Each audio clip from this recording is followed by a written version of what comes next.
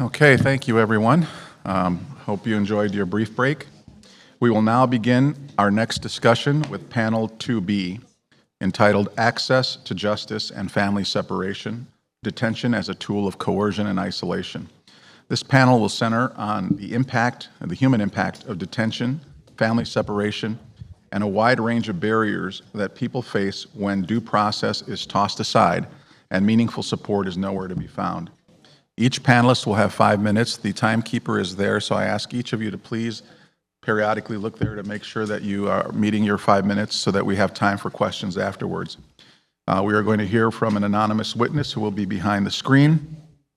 We also have Christopher, Nadel, Cynthia Santiago, Carlos Escobar, and Marco Ivan Madrid, who's a car wash worker. And then we will open it up for questions after that. So we'll start with our anonymous witness who will testify from behind the screen. Hi, everyone.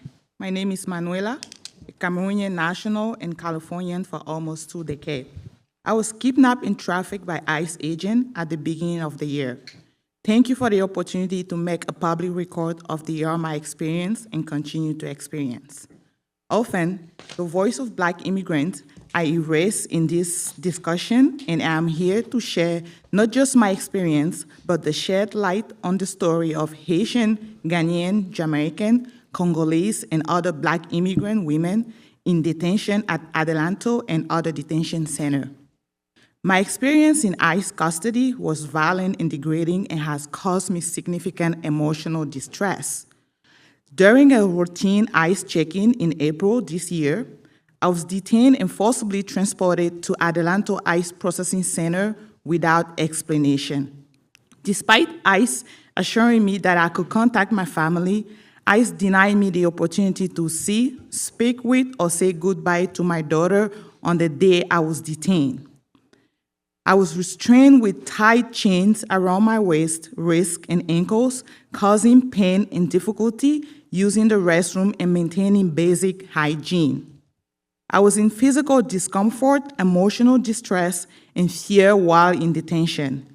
I was treated disrespectfully over and over again. For instance, I was rushed and denied privacy while using the bathroom.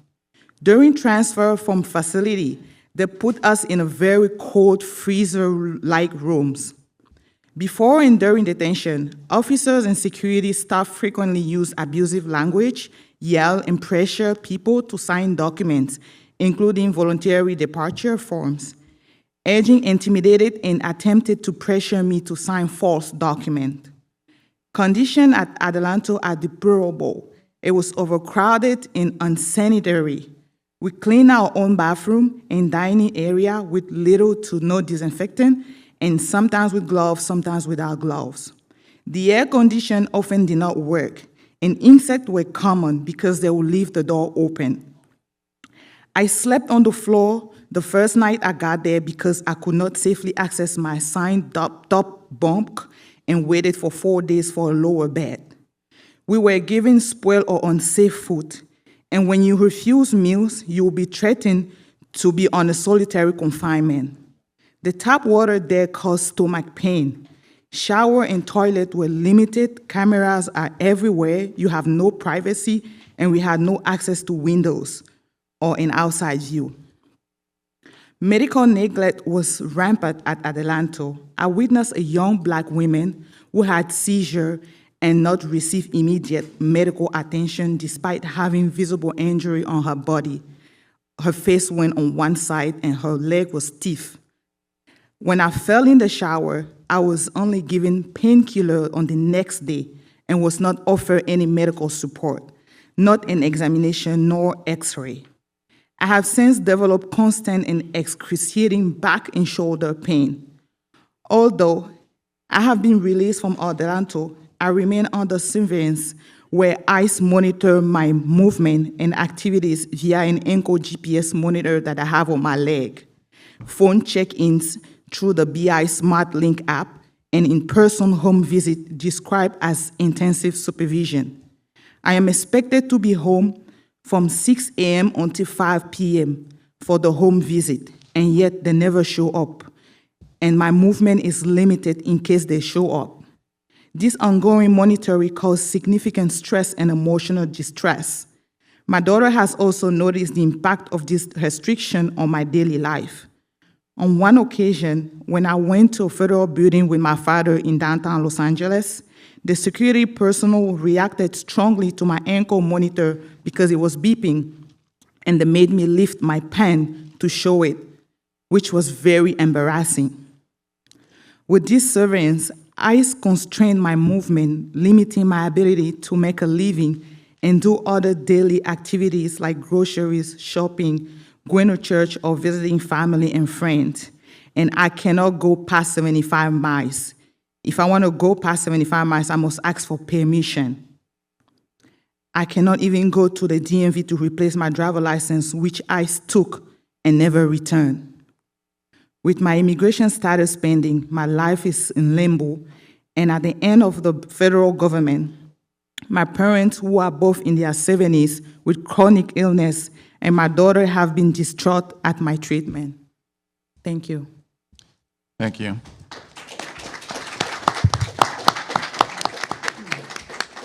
Christopher, please proceed. Good afternoon. My name is Christopher, and I stand here as one of the many families who were affected by ICE raids right here in Los Angeles. When these raids unfolded, anxiety was at an all-time high. Not long after they began, 2,000 National Guard troops descended upon the city to support mass deportation operations. And yet, through all the fear, we all still had to show up and go to work. But on June 17th, 2025, in the middle of a work meeting, my phone started buzzing repeatedly. In my gut, I knew something was wrong. I learned that ICE had detained my uncle Daniel while he was picking up recycling in our neighborhood, one of the few activities he could manage independently. My uncle Daniel has severe mental disabilities. He functions at the level of a first grader and has been under a court-ordered conservatorship for decades. He carries an emergency contact card, yet despite those clear vulnerabilities, he was targeted by ICE. We didn't know how fast ICE was moving, but the frantic search was on. It took 10 hours to find his name in the online database, saying he was at the ICE LA field office. Nobody answered my calls, so I drove down there in person. Facing armed National Guardsmen, I said, "I have a family member here. He has special needs and is under a legal conservatorship." And their response, "You can't be here, it's closed." The next day, I called ICE 44 times. 44. When someone finally answered, they refused to help without an A number. Daniel had never been in immigration proceedings, so he didn't have one, and ICE used that bureaucratic detail to lock us out. So while we faced a wall of silence, Daniel was living a nightmare. We later found out ICE held him in a windowless basement for 2 days, forcing him to sleep on a hard bench. Hungry, terrified, and cut off from his family before transferring him to Adelanto. We looked for a lawyer, but they told us bond would cost $30,000. We didn't have that kind of money. And after 5 days, we finally got a message from my uncle, actually grateful for Cynthia Santiago, who's here and was able to see him. He was scared and confused, but clearly stated, "I don't want to go back to Mexico. My home is here." I focused on what I could control, searching for answers. I spent 50 hours a week researching immigration law and documenting interactions, staying up until 2 a.m. most nights. And I used every 15-minute break at work to call for help, spending 14 of those minutes either on hold or hearing the line drop. I had to pretend that everything was fine even though Daniel's rights were violated and due process felt like a cruel joke. For my family, this was a matter of life or death. 8 days after he was taken, his name vanished from the ICE online locator. I drove 2 hours to Adelanto, but the receptionist refused to tell us anything. And so terrified, our family thought ICE had released a man with the cognitive capacity of a toddler into the high desert with no phone or help. We spent hours driving to the desert surrounding Adelanto, scanning the roadsides and fearing the worst. This confusion is the true agony of the system. ICE tortured our family with silence. And the next day, the silence broke. They had already deported him. Telling my family was the worst phone call of my life. Not only was he deported, but he had no form of communication with us. We had to now restart the search for him in Mexico. By the grace of God, he was found in a hospital and given shelter by extended family in Tijuana. Getting someone back after a wrongful deportation is almost impossible. But after 9 months, relentless advocacy from immigrant defenders, Daniel finally came home on March 31st, 2026. His case continues in the courts, and as a collective, we are not done fighting. Like many immigrants, my family came here to build a better life. And as a first generation, I pursued every opportunity I could to honor this immigrant dream. Now with the privilege of an Ivy League degree and even a job in advertising, yet the federal government showed me that they do not care about your background, your degrees, or your contributions, because none of it shields you or your family from the tactics that tear us apart. While I didn't choose to become my family advocate, it did become my responsibility the moment the system tried to break us. And what happened to my Uncle Daniel is systemic. So if this nightmare taught me anything, it's that the silence is exactly what this horrific system depends on to survive. And today I commit on speaking out loud, proudly and without apology. I encourage everyone here to do the same so this cruelty is never normalized. And together our uproar will bring change. Thank you. Thank you, Christopher.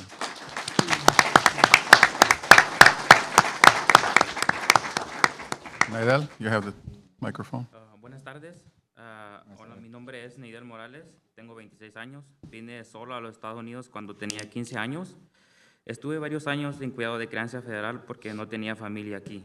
Fue muy duro estar solo tanto tiempo, así que cuando mis 3 hermanos y 2 primos llegaron en el 2022 como menores no acompañados, yo acababa de salir del sistema y tenía un apartamento pequeño. Y todos se mudaron conmigo. Como el mayor sentí que era mi responsabilidad cuidarlos, aunque yo también seguía siendo joven. Crecimos muy pobres en Guatemala. Gracias a Dios, ahora tengo un trabajo estable como operador de montacargas, pero siempre he querido que mis hermanos tengan una vida mejor que la mía. Yo soy la cabeza de mi hogar y soy el proveedor de mi familia y haré todo lo que pueda para el bienestar de ellos. En el 2025 escuché las noticias que inmigración estaba deteniendo a muchas personas, pero jamás me imaginé que me pasara a mi propia familia.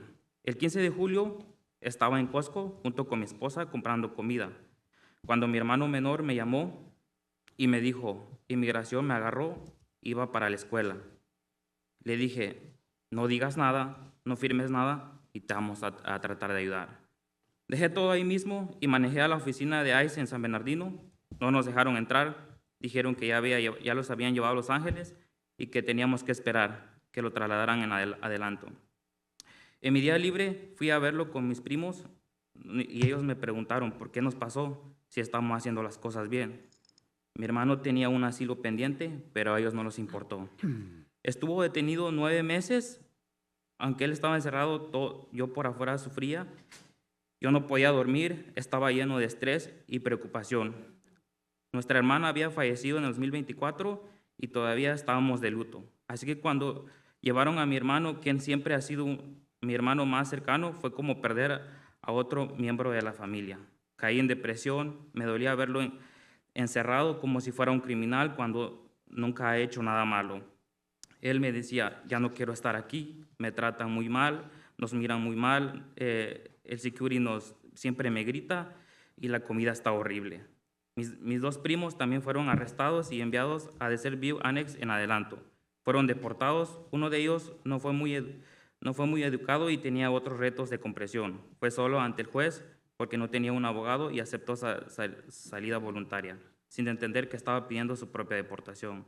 El otro, mi primo, también perdió su caso por la abogada privada y llegó tarde. Pusimos miles de dólares y no hicieron nada. Simplemente se aprovecharon, abogados que se aprovecharon de nosotros y no les importó, simplemente ellos no hicieron absolutamente nada.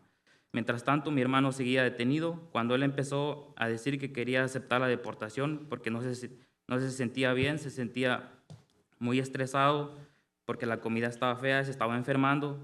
Entonces mi esposa me animó a llamar a mi abogada Min de Immigrant Defenders, quien estaba ahí, quien me había ayudado antes. Yo sabía que estaba lleno de casos, pero mi esposa me dijo, no perdemos nada con intentar. Y siento que fue un milagro porque Min contestó y me dijo con honestidad, no sé si puedo ayudar, pero lo voy a intentar. Esto significó mucho, mucho para nosotros.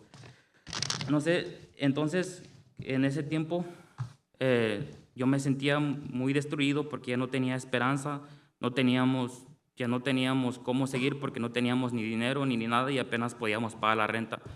Y luego mi hermano siempre, cada vez que me llamaba, me decía, ya no quiero estar aquí, me siento solo. Pero gracias a la abogada de Ming que presentó la habeas corpus, mi hermano está afuera con nosotros y me siento muy feliz, me siento contento, pero sí quedó una trauma para él porque él apenas tiene 21 años y él está un poquito traumado, apenas puede dormir y todo, pero gracias.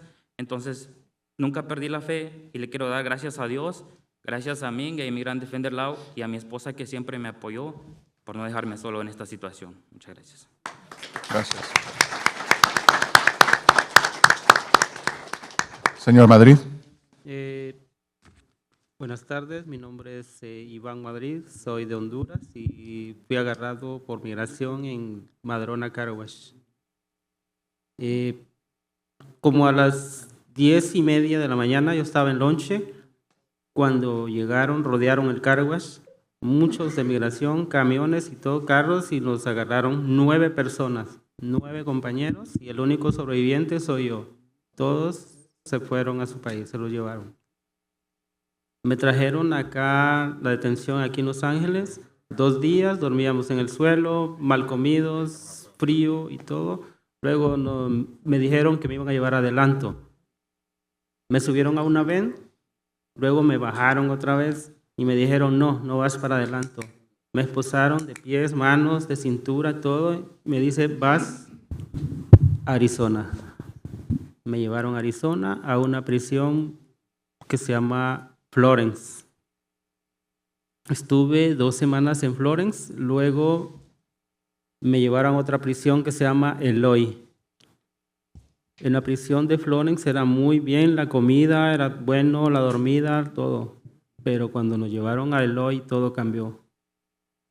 Allá no había comida, era pan, ¿cómo se llama? Boloña, ¿cómo se llama? Pinabares. Eso era, y el agua que nos daban era del grifo, del chorro, como decimos. Y mucha gente se enfermaba de, ¿cómo se llama?, de la piel. E igual a mí me salió todo eso por el agua. Era muy difícil estar ahí.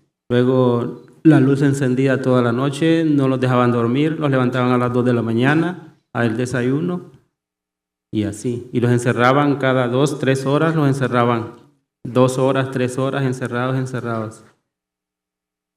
Y fue muy difícil, y luego un día me dijeron, vas a tener corte. Me levantaron a las 2 de la mañana, me llevaron a la otra prisión a Florence, igual, esposado de acá, y de los pies todo, como un criminal. Y luego, desde ese día, todo el día, sin comer, en un cuarto frío, esperando la corte y nunca llegó a la corte. Me regresaron como a las 9 de la noche, sin comer. Me dormí sin comer hasta otro día. Mi esposa preocupada no sabía de nada de mí todo ese día, porque todos los días yo le llamaba a ella, aunque sea un día, una vez o 2 veces al día. Y ella muy preocupada por mí, no sabía nada de mí. Ella tuvo que llamar a prisión, ¿qué había pasado conmigo? ¿Dónde estoy o dónde está él? Le dijo, él está aquí. Y ella muy preocupada por mí, por todo eso. Y luego, pues, la comida, como le digo, pésima ahí, difícil. Lo sacaban una vez a la semana, a veces al parque, con una calor terrible. No había agua. Lo llenaban los ¿cómo se llama? Hieleras del mismo grifo ahí. Dice, es agua la que van a tomar. Y así. Para bañarnos igual, los baños sucios. Todo. Sí, muy difícil. Y pues lo forzaban a uno a que firmara para su deportación. Yo nunca dije voy a firmar, jamás voy a firmar, yo voy a luchar hasta el final. Y también no conseguíamos abogada para que me representara allá, porque no querían, pues, porque no había permiso para que ellas me representaran allá. Y luego, gracias a Dios, conseguimos una que me representó allá y metió la ley que dijo él, la Baby Corpus, algo así. Y con esa, pues, gracias a Dios, se logró. Y pues salí un 23 de diciembre. Muy difícil estar en ese proceso. Y aquí estoy, gracias a Dios. Sí. Gracias, señor Madrid. Señor Escobar. Muy buenas tardes a todos. Mi nombre es Carlos Escobar, soy de Honduras. Soy un inmigrante que fue detenido el 10 de junio. Salí bajo fianza de $12,500 el 16 de septiembre. Gracias a Dios, a la organización Chirla y a la labor que hace doña Angélica Salas, pude salir de ese centro de detención muy horrible. El día que me agarró migración, fuimos rodeados con mi tío por hombres armados y encapuchados. Nos dijeron que nos bajáramos del carro y no me enseñaron ni una orden de arresto.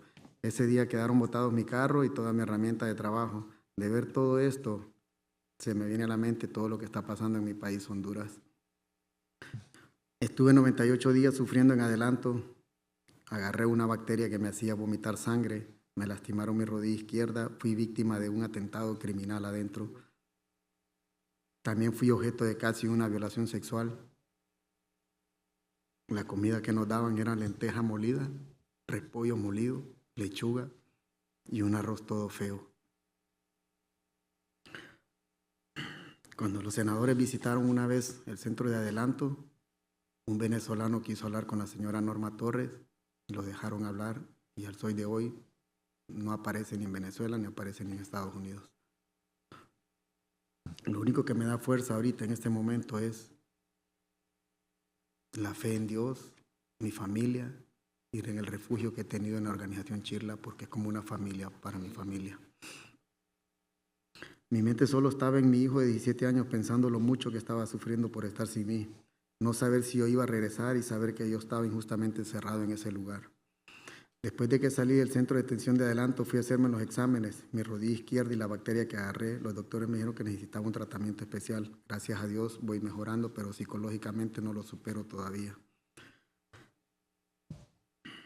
A mi esposa se le acumularon todos los biles y pues ahorita estamos pasando una situación muy difícil. Económicamente no lo dejan trabajar a uno. Lo que más deseamos es volver a vivir dignamente en un apartamento como familia. A veces me despierto en la madrugada por recordar lo que he sufrido 98 días. Mi mente retrocede y me pongo hasta triste y empiezo a llorar. Agradezco otra vez a Dios, a los abogados de Chirla, al abogado Nicolás, al abogado Mateo, a doña Angélica Salas por la labor que hacen por nosotros los migrantes.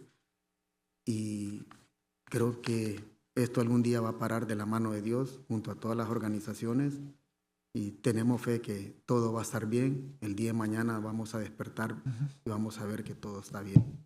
Que Dios los bendiga a todos, que Dios bendiga a la organización Chirla, a doña Angélica y a todas las organizaciones que están luchando día a día, a la señora doña Ingrid, a doña Claudia Bautista que me están apoyando también. Y somos inmigrantes, pero no somos criminales. Muchas gracias. Gracias a usted, señor Escobar.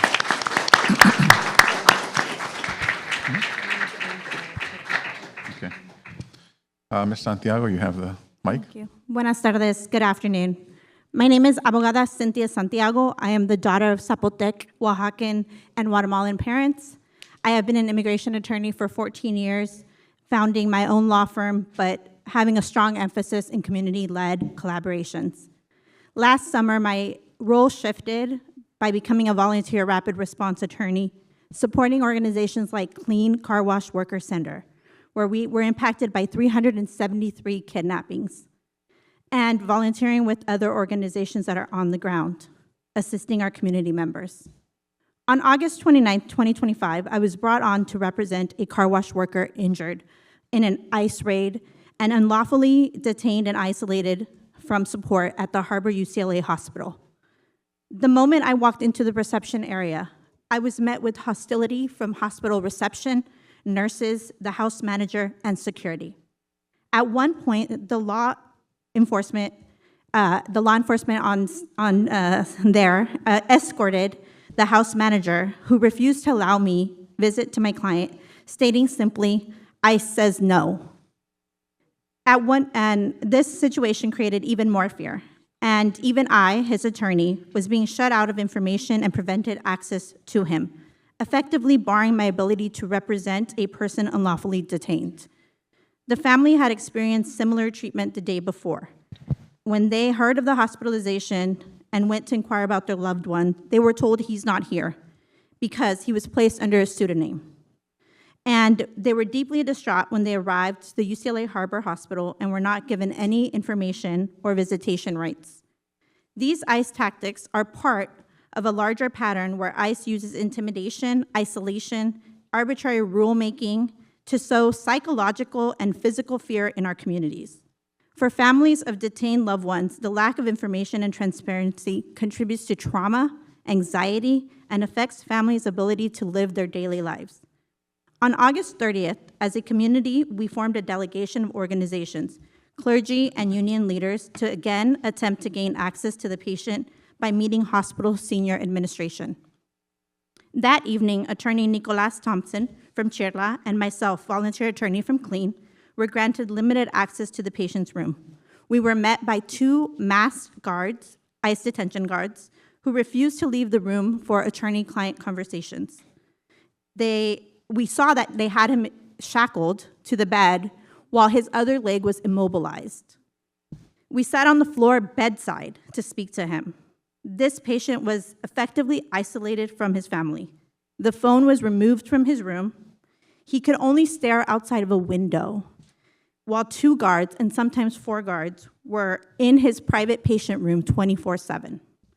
I visited him frequently, and each time was met by new ICE rules about visits, such as having to call B18 and ask for permission to enter, having to, the guards not wanting to leave the room, having limited visits to 15 to 30 minutes, random visitation hours were imposed, and a hospital who surrendered their power to ICE and its made-up rules. During the first week of the patient's hospitalization to his family, they were allowed a visit of 15 minutes accompanied by me, his attorney, and with the guards present in his room. Abruptly, those visits ended. There was no explanation or citation to a rule. We even advocated for the family members to provide their credentials and go through some type of a review, and I said no. Nurses and hospital staff would appear sometimes in the patient's room and immediately scurry out, even though the hospital is a place for care and comfort and recovery. It became a prison meant to torture him mentally, physically, and emotionally. For 37 days, this patient's rights were violated, and if intervention was not made sooner, he may have never understood his legal rights, as he was under the constant pressure of ICE detention officers. His dignity and humanity were trampled on. The county's motion to strengthen protections for patients, visitors, and staff is an important first step, but these motions are not enough if they're not enforced. We must stay vigilant, ensuring medical facilities are always equipped to center patient care and not defer to ICE, and that these patients are visited by legal counsel and family. This case also reflects the conditions of those that are detained in ICE regularly. Thousands of people lack appropriate access to counsel and medical care. We know that the detention centers have vile conditions and are being highlighted right now with the current hunger strike. Adelanto by not providing appropriate care, ICE by not caring about the well-being of their person in custody. Their goal is to detain till deportation or death. Thank you. Thank you.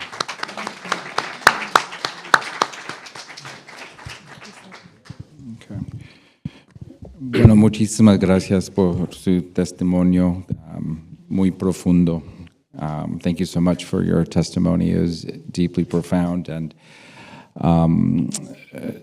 my fellow panelists don't have any questions. I do have a question related to the systemic nature of what we're hearing today.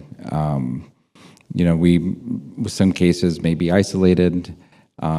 Here are a group of individuals who have experienced very common set of events and treatment and facts.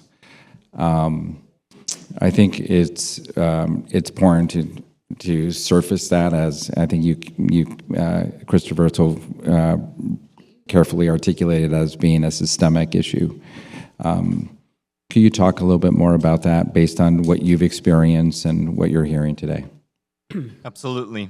I think one of the most frustrating arguments of hearing of those who talk about doing immigration the legal way, the goalposts move every single time. They say, if you want to find someone, send an email here or call this phone number. I called those phone numbers. People never picked up. And the people that did would be frustrated for the fact that I'm asking about somebody that I have had zero contact with, of a dear beloved family member. There was one day in particular that I called, and mind you, in the middle of the workday, and so gracious that my colleagues understood my situation. For about 45 minutes, I was on hold and transferred to at least 5 different operators. To one point, the origin of this call was just simply asking, is this person here, and what are the visitation policies? Every operator kept transferring me to the next person, to the point that I got put in contact with the librarian at Adelanto. There was no reason whatsoever that I should have spoken to this person. Another operator in that same call that I had spoken to, just trying to confirm if my uncle was there, I could hear 2 things. One, the ruffling of papers in print, because the systems are so terrestrial that there is no computer, no online system, and honestly, that is done by design to try to withhold information. But as I'm also hearing the ruffling of those papers, I can also hear the television loud, an episode of Friends, to the point that I can quote the line and saying, this town isn't big enough for the both of us. And I was so disrespected in that moment that I had to go online after the call just to verify the fact that this is what I truly heard. Just some sitcom television in the background, because the operator on that line could care less about the fact that I am truly trying to locate a loved one who cannot advocate for himself, does not speak English, just does not know for the fact that we are looking for him. I also remember within the first 24 hours of when he was detained that I went to the downtown LA ICE field office, and I presented myself calmly with nothing but a notepaper and pen with the name of my uncle, the country of origin, his birthday, all of the other information I could have possibly collected that was not his A number, because again, he had never gone through proceedings, and A number does not exist, or at least had not been communicated to my family. And I saw this agent who had the same face and last name similar to mine, and yet with a smile in his face telling me, I cannot help you. Oh, your uncle is from Mexico? That is the easiest country for us to deport to within a matter of days. I knew I was racing against the clock, and every single move and call and whatever action I took next, I constantly had a dark voice in the back of my mind asking, am I already too late? So those are the systemic issues that I had to continuously face within those 8 days of when he was detained before eventually deported. Just the fact knowing that there was fear that I was already too late. Thank you, Christopher. Thank you. I think we'll wrap this panel up. Thank you all for your testimony, and we'll begin the next panel. One thing to note, we do have a mental health professional that's available to those testifying, but if anyone in the crowd would like to avail themselves of that service, please see Alonzo. He can raise his hand. Please utilize the service if you need it. Thank you. We'll be starting in 4 minutes.